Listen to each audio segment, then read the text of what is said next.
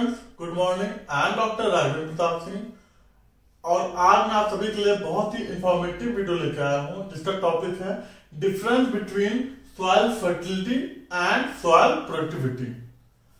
Student, जैसे कि हम लोग जानते हैं कि सॉइल फर्टिलिटी का मतलब होता है, डेफिनेशन उसकी होती है, the inherent capacity of the soil to provide all the essential nutrients for the growth and development of the plant. That ability of soil is known as soil fertility. इसका मतलब यह है कि मृदा की वह क्षमता जो पौधों को उनकी आवश्यकता के अनुसार सारे पोषक तत्व प्रदान करती है, मृदा की क्षमता को हम लोग मृदा उर्वरता कहते हैं। जैसा कि हम लोग जानते हैं कि पौधों की वृद्धि और बढ़ाव के लिए न्यूट्रिएंट की आवश्यकता होती है। अब एक प्रश्न आता है कि न्यूट्रिएंट क्या होते हैं। तो न्यूट्रिएंट की डिफिनेशन होती है the element which are essential for the growth and development of the plant, that elements are known as plant nutrient. जैसे कि हमारे शरीर के लिए हम लोग को विटामिन, फाइबर, इन सब चीजों की आवश्यकता होती है, ठीक उसी तरह पौधों को उनकी वृद्धि और बढ़ाव के लिए न्यूट्रिएंट की आवश्यकता होती है। न्यूट्रिएंट मेनली 17 होते हैं जो एसेंशियल न्यूट्रिएंट होते हैं। इनको हम लोग मैक्रो एंड माइक्रो में डिवाइड करते हैं। तो अभी हम लोग बात करेंगे सॉइल फर्टिलिटी के बारे में। सॉइल फर्टिलिटी क्या होती है? The inherent capacity of the soil to provide all the essential nutrient for the growth and development of the plant.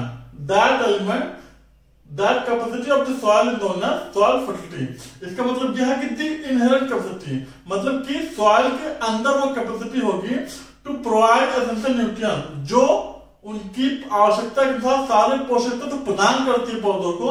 मृदा की उस क्षमता को हम लोग सॉइल फर्टिलिटी कहते हैं। अब यहां पे मैं डेफिनेशन बताना चाहूंगा आपको कि डेफिनेशन में क्या लिखा हुआ है। It is the inherent capacity of the soil that enables soil to provide essential plant element in quantities and proportion for the growth of specified plant when other growth factors are favourable. इसका मतलब यह है कि adequate amount में, मतलब कि जितना उसको आवश्यकता होती है, प्लांट को उसकी ग्रोथ के लिए जितना आवश्यकता होती है उतने ही न्यूट्रिएंट प्रोवाइड करनी है, ना उससे ज्यादा ना उससे कम। अगर ज्यादा होगा तो टॉक्सिसिटी भी आ जाती है और अगर कम होगा तो डिफिशिएंसी आ जाती है। तो एडिक्वेट अमाउंट में जितना उसको इंपॉर्टेंट होता है उसी अमाउंट में जो हम लोग न्यूट्रिएंट प्रोवाइड करते हैं या सॉइल न्यूट्रिएंट प्रोवाइड करती है, तो उस क्षमता को हम लोग सॉइल फर्टिलिटी कहते हैं। दूसरा पॉइंट क्या है? It indicators the nutrient supply capacity of a soil for crop growth. जैसा कि मैंने अभी बताया कि क्रॉप की ग्रोथ के लिए न्यूट्रिएंट बहुत आवश्यकता होती है, तो ये यही बता रहा है इट इंडिकेट। इसका मतलब यह है कि अगर सॉइल फर्टिलिटी अच्छी होगी तो उसमें न्यूट्रिएंट की मात्रा बहुत ही अच्छी होगी, तभी वह सॉइल फर्टाइल मानी जाएगी। उसके बाद लिखा हुआ है it is usually expressed in quantity of nutrients per unit area kilogram per hectare square. इसका मतलब यह है कि जो सॉइल की फर्टिलिटी होती है उसको हम लोग एक्सप्रेस कैसे करते हैं? किलोग्राम पर हेक्टेयर में हम लोग इसको एक्सप्रेस करेंगे।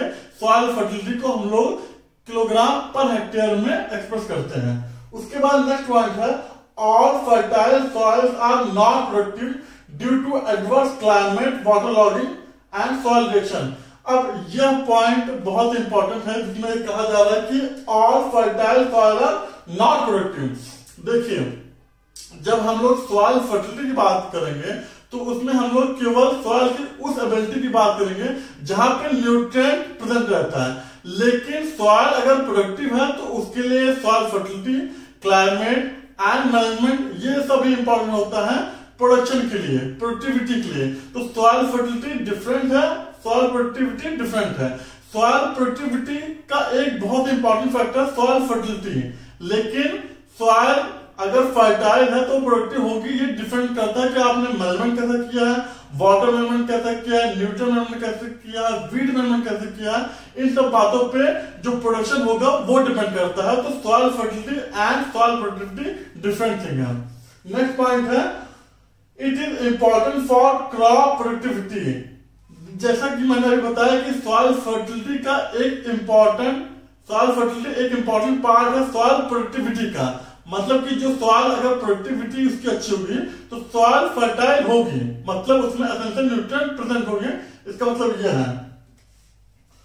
उसके बाद usually assessed in the laboratory, इसका मतलब यह है कि सॉइल फर्टिलिटी का जो हम लोग इवोल्यूशन करते हैं या असेस करते हैं वो लैब में कर सकते हैं, फील्ड पे हम लोग इसका असेस नहीं करते हैं। जब हम लोग सॉइल फर्टिलिटी की जांच करनी होती है तो हम लोग लैब में इसकी जांच करते हैं।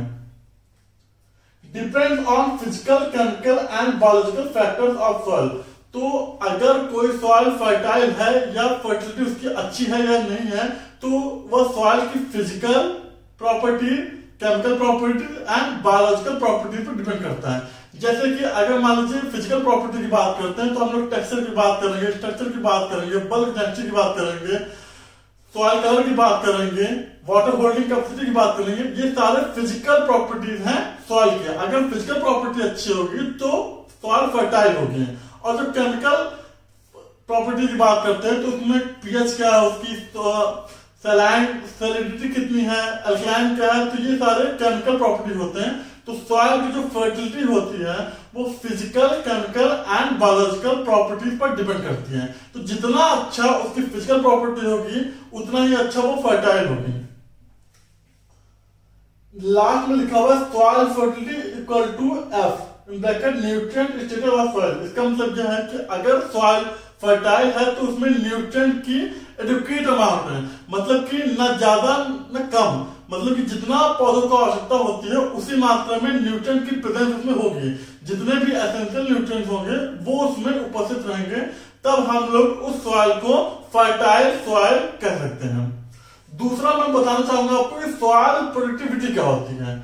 Capability of soil for producing a specified plant और sequence of plant under a defined set of measurement practices that is known as soil productivity। तो मैं बताना चाहूंगा कि जो सॉइल की प्रोडक्टिविटी होती है वह डिसाइडेड एरिया में जब हम लोग अच्छे से मेजरमेंट करते हैं, जो कुछ भी उसको आवश्यकता होती है उसको प्रोवाइड करते हैं, तो जो प्रोडक्ट निकलता है, जो प्रोडक्टिविटी होती है उसको हम लोग सॉइल प्रोडक्टिविटी कहते हैं।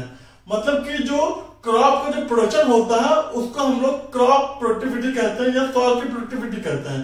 मतलब कि मृदा की वह क्षमता, सॉइल की वह क्षमता जो जितना उत्पादन करे, मतलब कि उस खेत से जितना उत्पादन होता है उसको हम लोग सॉइल की प्रोडक्टिविटी कहते हैं। मतलब कि मृदा में जो क्षमता होती है क्रॉप को प्रोड्यूस करने की, फसल को उत्पादन करने की जो क्षमता होती है उसको हम लोग सॉइल की प्रोडक्टिविटी कहते हैं।